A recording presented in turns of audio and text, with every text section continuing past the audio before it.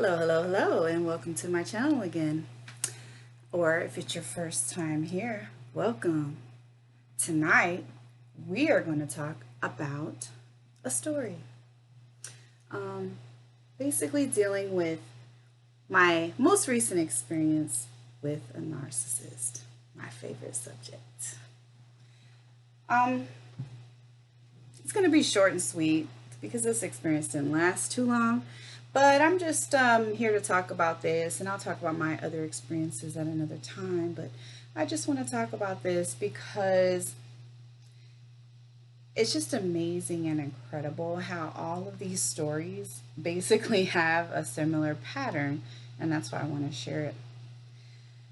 There are several types of narcissists. As we know, you have your somatic, you have your cerebral, you have your malignant, you have your covert, you have your overt, you have your sexual. I'm sure I'm missing something because there's so many different types of narcissists, and I can't really quite say which one this particular person was. I'm leaning towards possibly a somatic. At first I thought maybe he was a covert, but the more I kind of reflect on my experience, I want to say he might have been somatic and he might have been something else, but I didn't give him enough chance to stick around and show me. So I'm just going by some evidence, the evidence that I have, because this experience only lasted about 2, maybe 3 months without going back and like literally looking at every email or text message, which I did keep for reference. Receipts, honey. And again, because I filed different things away for teaching experience, I can't tell you exactly how long it lasted, but it didn't last long. It was like dropped in the bucket of my life because I don't like to waste my time. Excuse me, I'm so thirsty. So let's get started. So I met this gentleman from another state. It's actually from Minneapolis. I seem to always encounter people that don't live in my local area. Not uncommon for me. There's not really a lot of options in my area. A lot of people, a lot of single options, rather. Dating options, should I say. This gentleman lived in Minneapolis, which is about 5-hour drive, 5.5 hours. So I didn't really see that as too much of a big deal. His job could be a red flag, but you can't just take one thing and say, oh, he's a narcissist. But he is a federal police officer and he is ex-military. I will say that narcissists do tend to gravitate to those professions. Not saying every police officer is a narcissist or ex-military or narcissist. Absolutely, I have some wonderful friends that are police in the that are policemen. I have friends that are in the feds. I have friends that are ex-military that are not narcissists. But I will say that narcissists do tend to gravitate to those professions or corrections or anything that gives them a sense of power. It's not abnormal. So it kind of did raise a little red flag because I'm hypersensitive, and I will say I am guilty of being hyper vigilant. I am a little hypersensitive when it comes to narcissists and those little red flags popping up. But I'm like, okay, well, it's cool. Hey, he's gainfully employed. He's educated. But I'm going to put it back in my mind. Ding! It marks the box, right? Okay, but that's cool. So, another thing. He knew I was a Christian, and I'm very adamant about dating Christians. I just want to date a Christian. I want to be on the same page spiritually with whoever I enter into a relationship with. So, of course, he was a Christian all day long. I'm always kind of skeptical about that because I don't know, are they saying they're Christian because they know I'm a Christian? Or are they genuinely a Christian? And it's the kind of a danger a danger or a risk you take when meeting someone new. You don't really know, are they just trying to mirror you, or are they really legitimately a Christian? It's something I'm gonna have to find out over time. But for now, he's saying he's a Christian, so I'll give him a chance.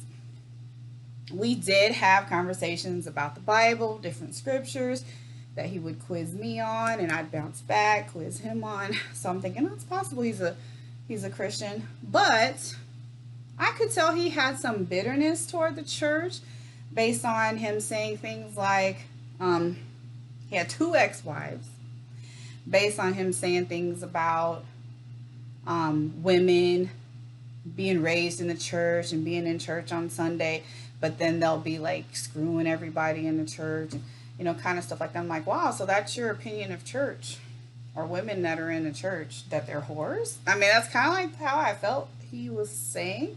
So I kind of had to put that in the back of my head, like, you have a low opinion of the Christian church and of women.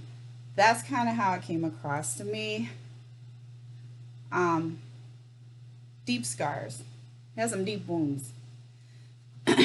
So I had to file that away. Ching. Don't know if he's a narcissist per se, but he has some bitterness toward the church. Don't know if he's really a Christian or just saying that he is. At this point, maybe he was, and then he's just saying he is, so he can date me. Next, he, in the beginning, he could easily transfer his job anywhere in the country because he works for the government, and he said he, made sure that he had somewhere in Omaha. Like, if our relationship was to progress down the line, where he would be able to transfer here, if we were to get serious, and da da da da da. And I'm like, oh, well, that's wonderful. Okay, well, then it's worth looking into dating long distance if we feel we could have a future and you could have the potential to transfer here. Because I really honestly, at that moment, didn't feel the need to move there.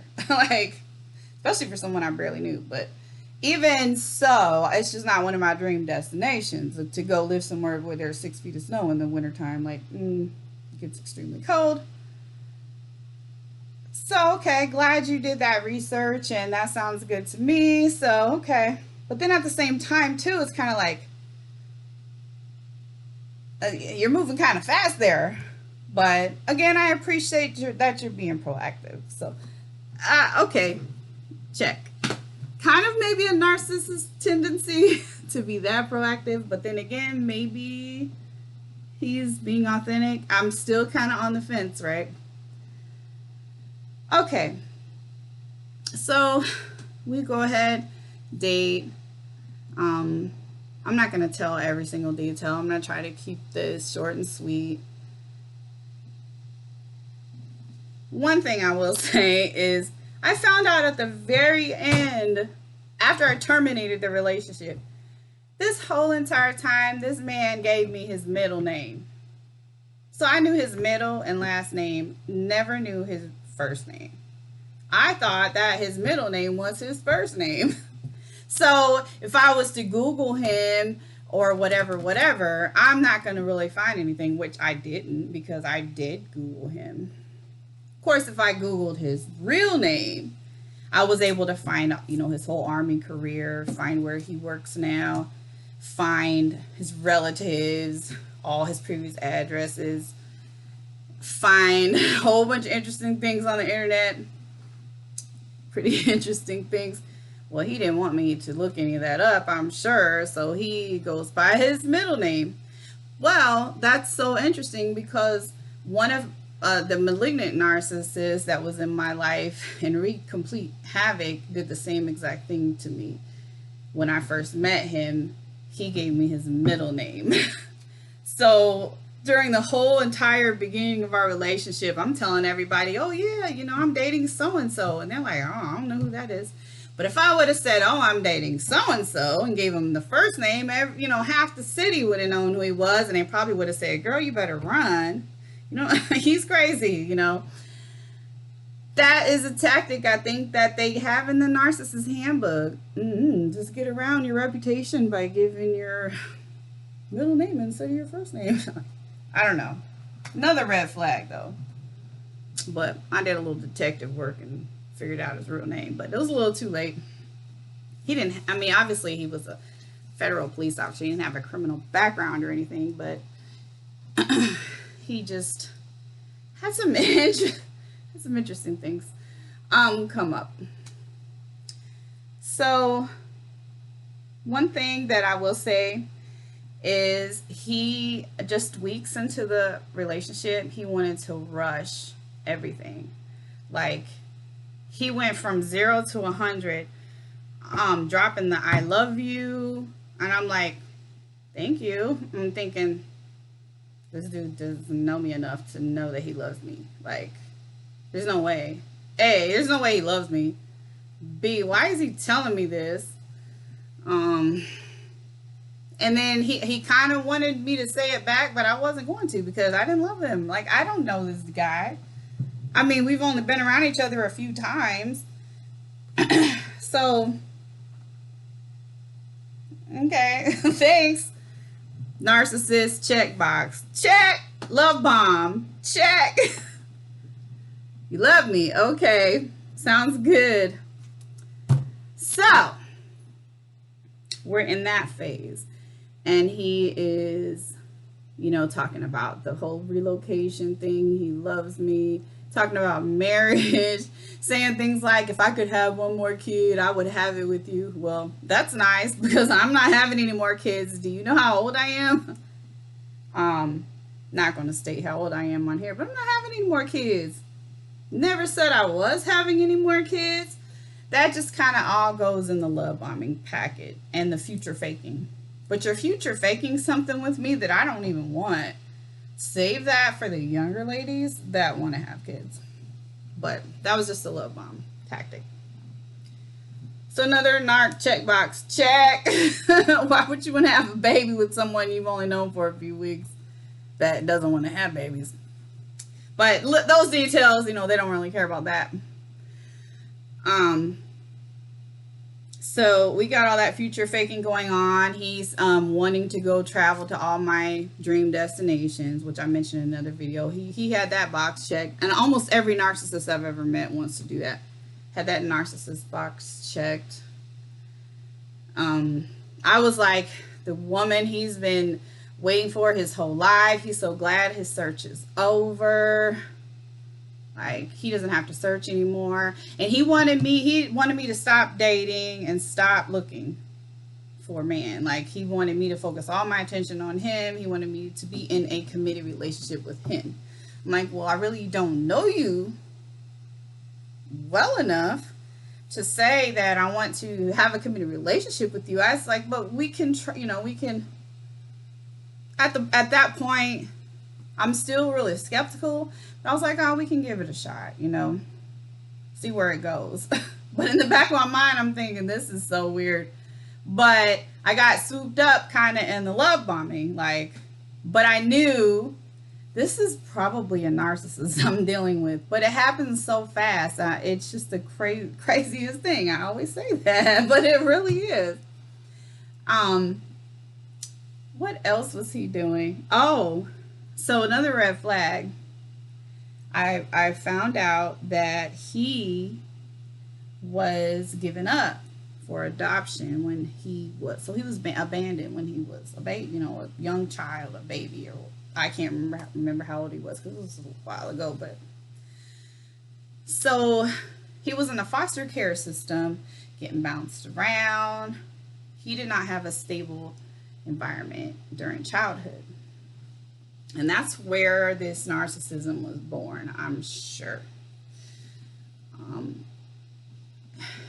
And him feeling like he has to hurry up and lock someone down to get his his fuel that he needs to be validated and feel secure in a relationship because he's searching for something he never had in childhood.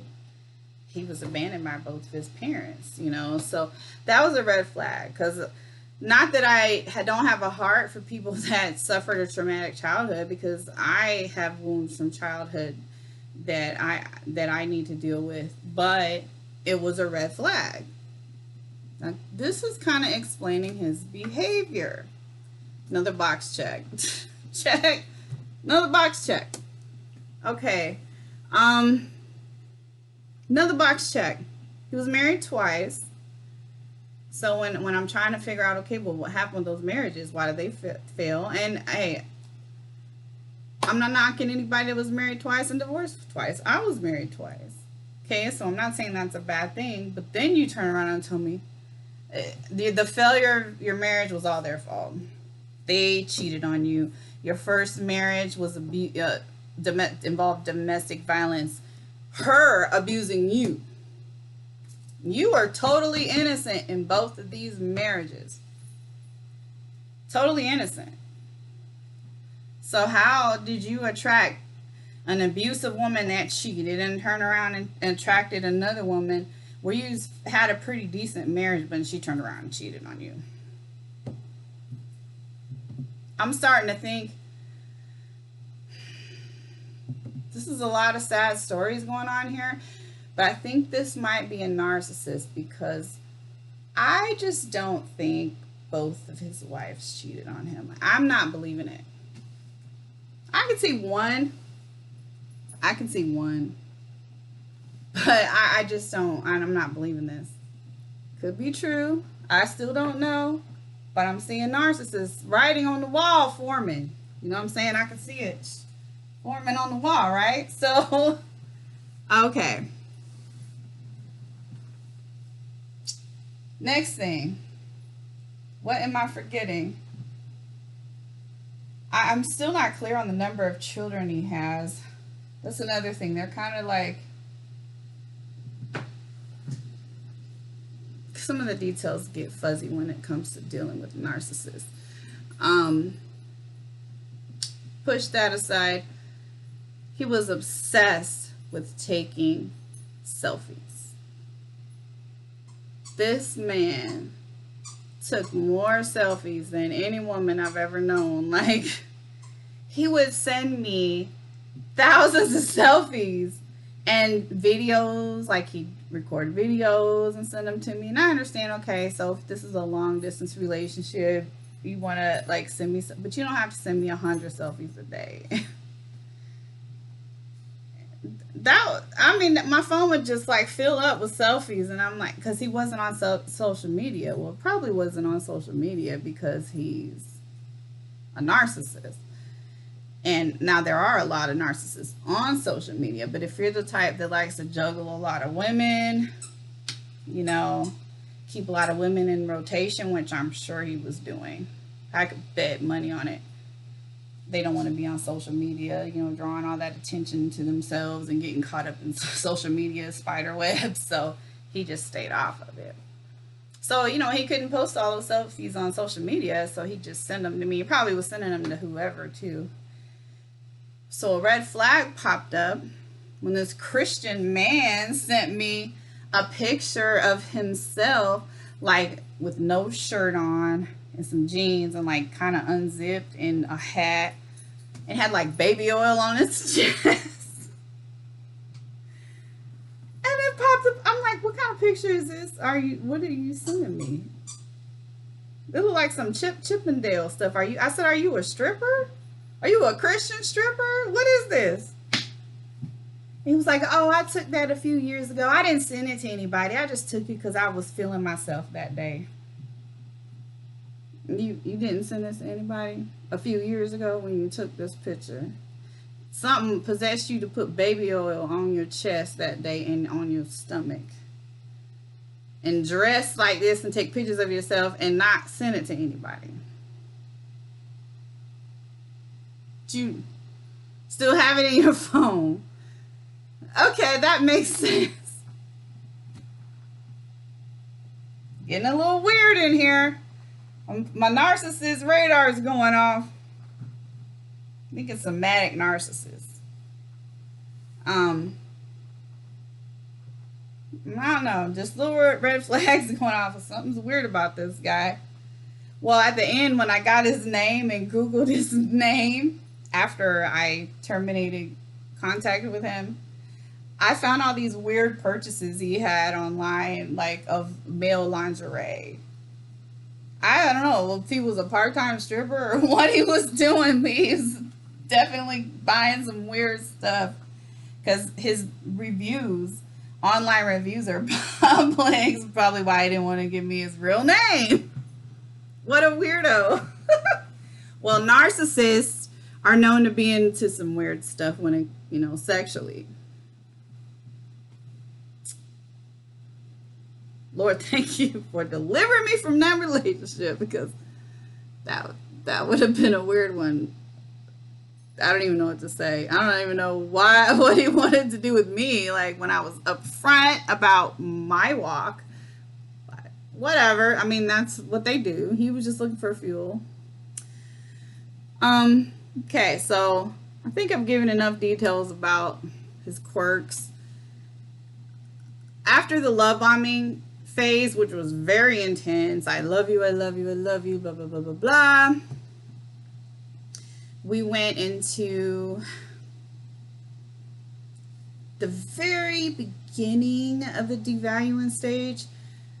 We didn't get that far into it because I ended up cutting him off, but like what started happening, and maybe a little bit of gaslighting, like what started happening is he would say, my schedule is this, and I'll be coming to Omaha on blah, blah, blah days or whatever, this month and next month. And he was pretty good about it in the beginning, but then he might like not come when he says he's going to come, and then not really keep me informed like he should be keeping me informed. Like, it just kind of started getting a little shaky and shady. And if I sent him a long text message trying to figure out what was going on, like if it was too long, he'd complain about my text message being too long. Saying I'm texting him novels, and he doesn't respond to novels. But he responded to novels in the love bombing phase. So if I'm sending a novel to try to figure out, okay, what are you doing? You said you were coming this weekend, but I haven't heard from you. Blah, blah, blah. And if my text message is a little bit long, now you're saying you don't respond because it's a novel, things like that. Or saying, oh, I'm gonna be there in X month, and I'm gonna do this XYZ, and then turn around and act like he never said that and says, oh, I'm gonna have my daughter that whole month, and we're gonna be on the East Coast going to Virginia. Okay, that's fine, but are you gonna acknowledge that you told me you were gonna be here on blah blah blah day, and you're canceling that now when you already knew you were gonna have your daughter when you made that plan, but now you're changing it to go to Virginia? Just acknowledge, oh, I'm sorry I made that commitment already, but I'm going to have to cancel it. You just completely ignore the fact that you already made that commitment and just state, I'm doing this. That's gaslighting. Because you're making me think I'm crazy. Like, well, wait a minute, didn't you already tell me you're going to do this? Now all of a sudden you're doing that. But the right way to do it is to say, hey, I know we made this plan, but I'm going to have to rearrange my schedule and do that another time. There's a way you talk to someone when you're rearranging the schedule. Well, not a narcissist. They just do what they want. And then there was a second time I got upset with him about, I just felt he was getting a little weird, and I was questioning like his change, like there was a shift in energy with him. I could feel the devaluation stage coming. I could feel it coming, and I was questioning something, and I sent a long text, and he hit me with that silent treatment for a couple days. Didn't want to respond, and then he said something about, I sent a follow-up a couple days later or something, and he said something about, well, I don't respond to novels. Okay, well, you know what? I see this isn't going to work out, so I'm going to have to terminate this relationship. You have a nice life. He said, okay. And that was that. I don't even know the exact words, but it was basically, you've referred to my text messages as novels, and it was inconvenient for you to respond twice. After we've been sending novels for 2 or 3 months back and forth, but now it's an issue. So I already can see where this is leading. We're taking the turn around the love bombing corner and going into the devaluation stage, where you're going to start to complain about things that we've been doing this whole time, but it's time for you to take the turn into devaluing, which means he probably, found someone local that's given him the narcissistic fuel that he needs. Probably means, like with the August thing, probably had nothing to do with his daughter, because he already knew he was going to have his daughter. It probably means he decided to make plans with whoever he met and make plans with them in August. You know what I'm saying? That's how narcissists work. So I could see, we're going into the devaluation phase and he's shifting. So I'm going to let him shift. And I'm going to take the release lever and pull it and let him go. And I did even probably say a little bit more to him about it before I let the release lever go, just to let him know, leave me alone. Like, I don't play these games. Whatever you're doing, keep doing it. Keep it away from me. So anyway, I just wanted to share that little story because just kind of shows the patterns that you'll see with a narcissist. They're pretty similar with everyone. I didn't get far enough into the relationship to see anything past that, but I could see where it was going, and I guarantee you, if I would have stayed in that relationship, it would have gotten to, some serious devaluing. The discard would have been ugly. He didn't have a good relationship with his exes, so I'm pretty sure their relationships didn't end on a good note. So, you can kind of see. Do you want to end up in the hair garage with them? No, I don't. I'm not a car. So, I just felt led to share that story with you guys today on Labor Day. If you're in my group and you have any experiences you want to share, feel free to comment below and share. Or if you see this on YouTube, feel free to share your experiences below as well. I'd love to hear them, and more to come, because I have more juicy stories than this. This is just a warm-up. Thanks for listening, and have a great week.